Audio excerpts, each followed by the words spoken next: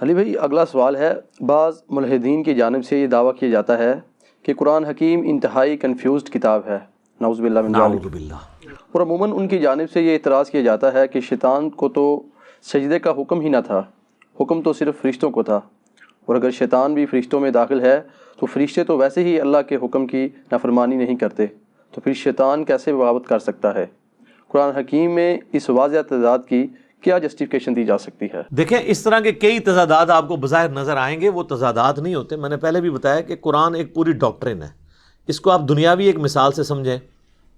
اگر میں آپ سے کہوں کہ ڈاک خانے میں صبح 9 سے شام 5 بجے تک بل جمع ہوتے ہیں اور آپ سنڈے والے دن پہنچ جاتے ہیں اور وہاں پہ ڈاک خانہ بند ہوتا ہے، تو آپ یہ کہیں گے کہ آپ کی جو سٹیٹمنٹ تھی وہ غلط نکل آئی، پریکٹیکلی کنٹراڈکٹ کر گئی ڈاک خانے کی ٹائمنگ سے؟ نہیں.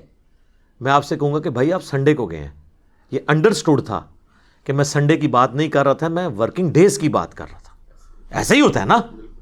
اس طرح قرآن میں بھی جب کوئی بات کی جاتی ہے تو وہ ہر جگہ اس کے سارے رولز کلیئر نہیں کیے جاتے، لیکن وہ کتاب میں موجود ہوتے ہیں. جیسے کہ عام لوگوں کو یہ رول پتہ ہے کہ سنڈے کی چھٹی ہوتی ہے، تو اب یہ اگر میں اپنی ورڈنگ میں بتاتا بھی نا تب بھی آپ نے اسے انڈرسٹوڈ کرنا تھا. یہی تھا نا. تو قرآن میں بھی اللہ تعالیٰ نے مختلف جگہ پہ مختلف رولز بتائے ہوئے ہیں. یہ بات درست ہے کہ قرآن پاک میں قصہ آدم اور ابلیس کم از کم 7 دفعہ تو آیا ہے ڈیٹیل کے ساتھ. سورۃ البقرہ میں، سورۃ الاعراف کے اندر، سورۃ الحجر میں، سورہ صاد میں، سورہ بنی اسرائیل کے اندر، سورۃ الکہف کے اندر، سورہ طٰہٰ کے اندر.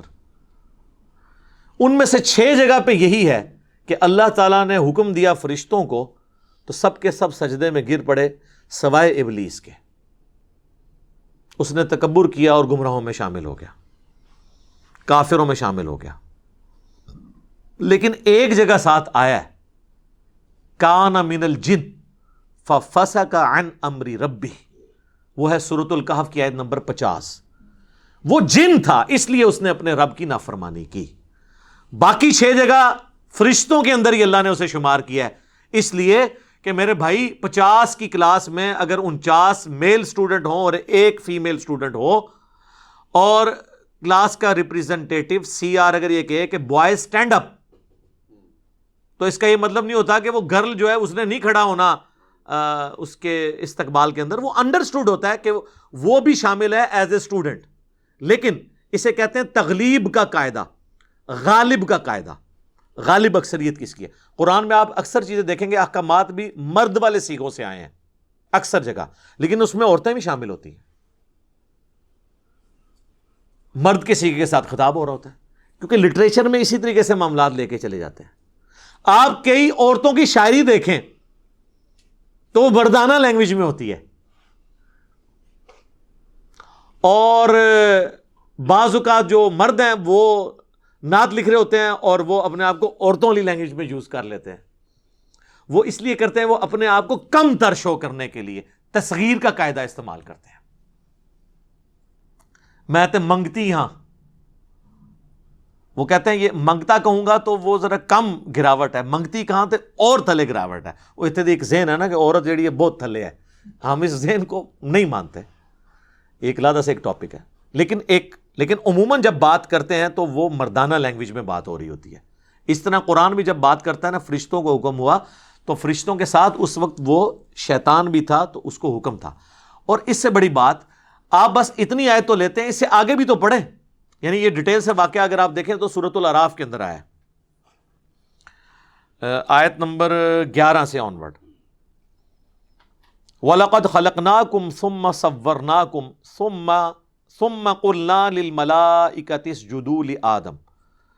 یعنی ہم نے تمہیں پیدا کیا، اس کے بعد تمہاری تصویر کشی کی، اس کے بعد ہم نے حکم دیا فرشتوں کو کہ آدم کو سجدہ کرو. فَسَجَدُوا، تو وہ سب کے سب سجدے میں گر پڑے، الا ابلیس، سوائے ابلیس کے. ابلیس کہتے ہیں حسد کرنے والا، جیلسی کرنے والا. لم یکم من الساجدین، وہ سجدہ والوں میں شامل نہ ہوا. اب یہاں آپ دوسرا مطلب بھی لے سکتے تھے کہ اسے حکم نہیں ہے، تو آگے دیکھیں نا آگے کیا الفاظ ہیں. اللہ نے ادھر چھوڑا نہیں اسے، کہا قال ما منعک الا تسجد اذ امرتک.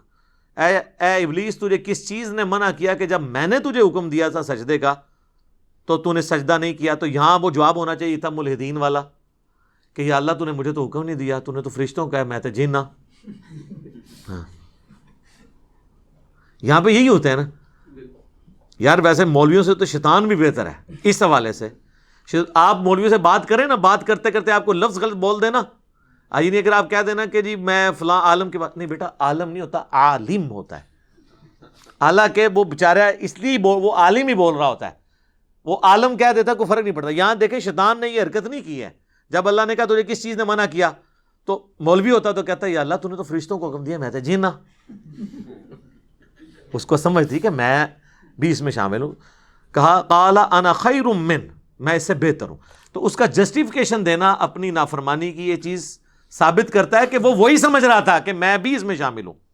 خلقتنی من نار، مجھے تو نے پیدا کیا آگ سے، وخلقتہ من طین، اور اس سے تو نے پیدا کیا مٹی کے ساتھ۔ پھر یہ آگے پورا واقعہ چلتا ہے۔ تو شیطان نے بھی وہ جسٹیفیکیشن نہیں دی جو یہ شیاطین ملحدین اس کی طرف سے دے رہے ہیں، وہ تو اللہ نے کلیریفائی کر دیا قرآن میں۔ اب رہا کنٹراڈکشن کے قرآن میں آیا ہے مختلف جگہ کے اوپر کہ فرشتے جو ہیں وہ اللہ کے حکم کی نافرمانی نہیں کرتے، وہ وہی کرتے ہیں جو اللہ ان کو حکم دیتا ہے۔ تو پھر شیطان نے کیوں نافرمانی کی؟ تو یہ فرشتہ نہیں تھا، وہ سورۃ الکہف میں آ گیا، کان من الجن ففسق عن امر ربی، وہ چونکہ جنوں میں سے تھا اس لیے اس نے اپنے رب کی نافرمانی کی۔ لہذا یہ دونوں سٹیٹمنٹس کو جوڑے تو اینڈ رزلٹ یہ ہے کہ قرآن میں کوئی کنٹراڈکشن نہیں ہے، وہ دونوں باتیں بیک وقت اپنی جگہ پہ درست ہیں۔ فرشتے نافرمانی نہیں کرتے، سارے فرشتوں نے سجدہ کیا۔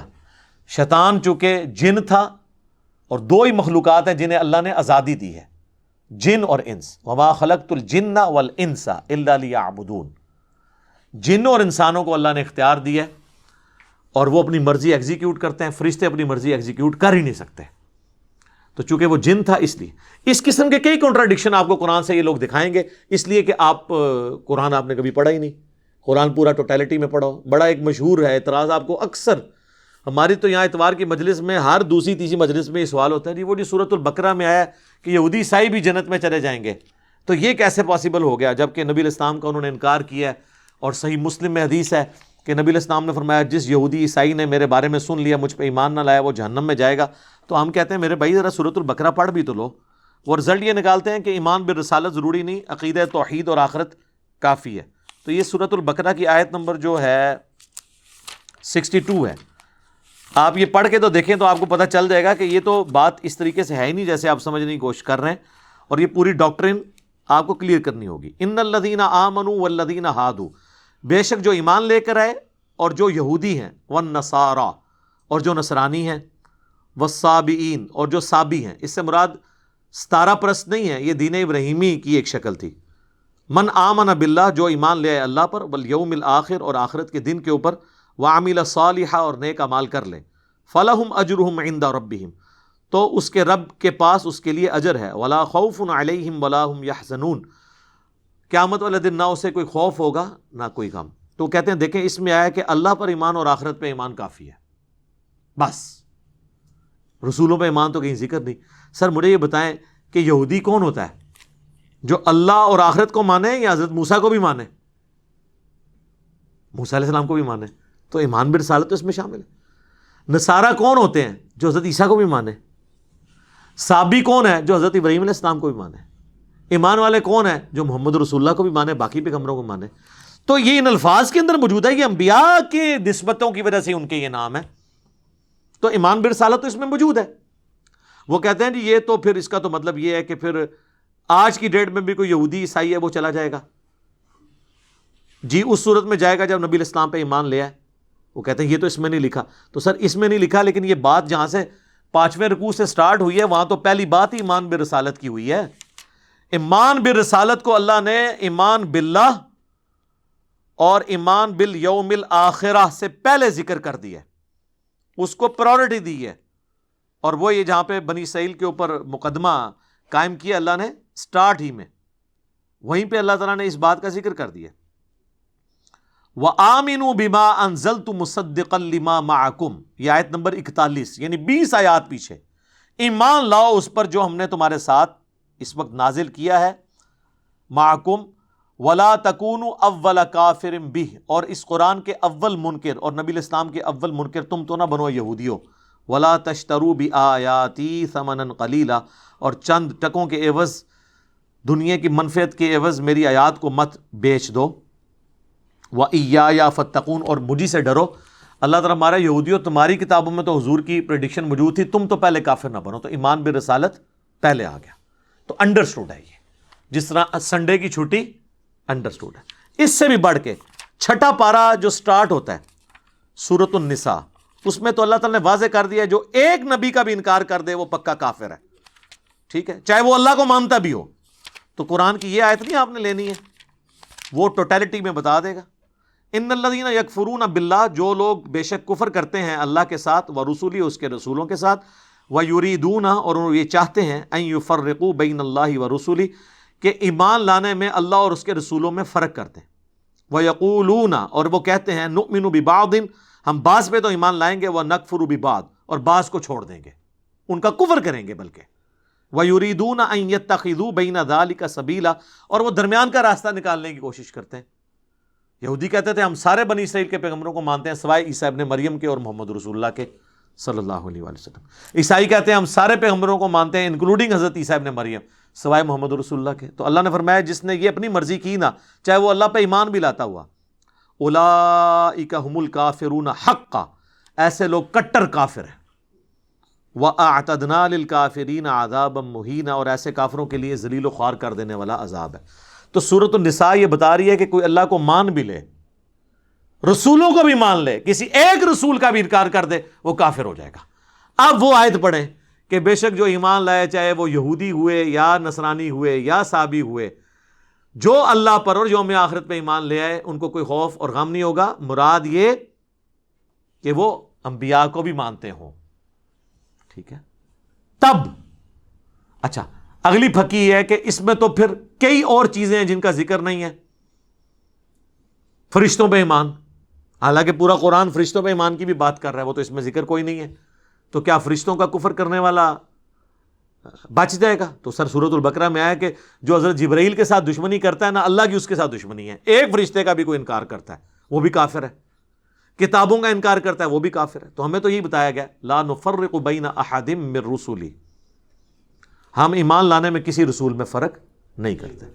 تو قرآن کے اوپر جتنے بھی اس طرح کے ٹیکنیکل اعتراضات ہوتے ہیں وہ اس لیے کہ سر آپ نے قرآن پورا پڑھا نہیں ہوتا۔ مجھے پتہ ہے اس قسم کی ویڈیوز آتی ہیں، پھر لوگ ہمیں کہہ رہتے ہیں جی ملحدین پہ اوپر ویڈیوز ریکارڈ کریں۔ سر ملحدین کے اوپر ہم ویڈیوز، آلریڈی میری ایک ویڈیو ریکارڈ ہے، ایتھیسٹ اور نان مسلم کے کوسچنز، انگلش سب ٹائٹل کے ساتھ ہے، 40 منٹ کی پوری ڈاکٹرن کلیئر کی ہے۔ ہمارا ان سے بنیادی اختلاف ہے خدا کے وجود پہ۔ جو شخص خدا کے وجود کو نہیں مانتا وہ ہزار اعتراض بھی کرے، اسلام کے اوپر ہم نے جواب نہیں دینا، کیونکہ ہم ان جوابوں کو دے بھی دیں تب بھی آپ کا میرا اختلاف ختم نہیں ہوگا جب تک آپ اللہ کے وجود کا اقراری نہ ہو جائے۔ جس طرح قادیانی ہمارا ہر مسئلہ مان لیں، ختم نبوت میں ہماری بات نہ مانے تو ہمیں اس سے کوئی انٹرسٹ نہیں ہے۔ پہلے ختم نبوت ڈسکس ہوگی، اس کے بعد کوئی رزلٹ نکلے گا تو آگے چلیں گے۔ اسی طریقے سے پہلے المحنت ڈسکس ہوگی، اس کے بعد پھر فقہی مسائل اور باقی چھوٹے چھوٹی مسائلیاں ڈسکس ہوں گی، اختلافنیاں ڈسکس ہوں گی۔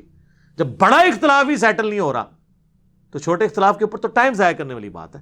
اور یہ اصول ہوتا ہے، ایک بندہ ہے جسے نزلہ زکام بھی ہے اور پیرلل میں کینسر ہے پہلی سٹیج کا، آپ اس کے نزلہ زکام کا علاج کرائیں گے یا کینسر کا؟